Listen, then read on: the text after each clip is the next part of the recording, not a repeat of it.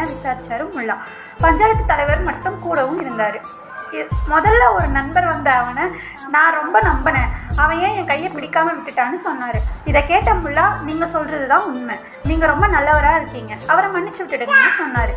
அடுத்த நண்பர் வந்து பேசுகிறப்பவும் முல்லா, நீங்கள் சொல்கிறது தான் உண்மை, நீங்கள் ரொம்ப நல்லவராக இருக்கீங்க, அவரை மன்னிச்சு விட்டுடுங்கன்னு சொன்னார். இதை கேட்ட பஞ்சாயத்து தலைவர் சொன்னார், அது எப்படி முல்லா, 2 பேரும் சொல்கிறது உண்மையாக இருக்கும்னு கேட்டார். அதுக்கு முல்லா சொன்னார், நீங்கள் சொல்கிறது தான் உண்மை, நீங்கள் ரொம்ப நல்லவராக இருக்கீங்கன்னு.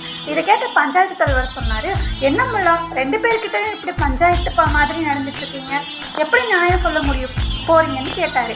அதுக்கு முல்லா சொன்னார், இது ஒரு சின்ன விஷயம், எவ்வளோ சண்டைகள் தாண்டி இவங்க நண்பர்களாக இருக்காங்க, அவங்களோட சின்ன சண்டையை பலூன் மாதிரி பெருசாக ஊதி உடைக்க நான் விரும்பலைன்னு சொன்னார்.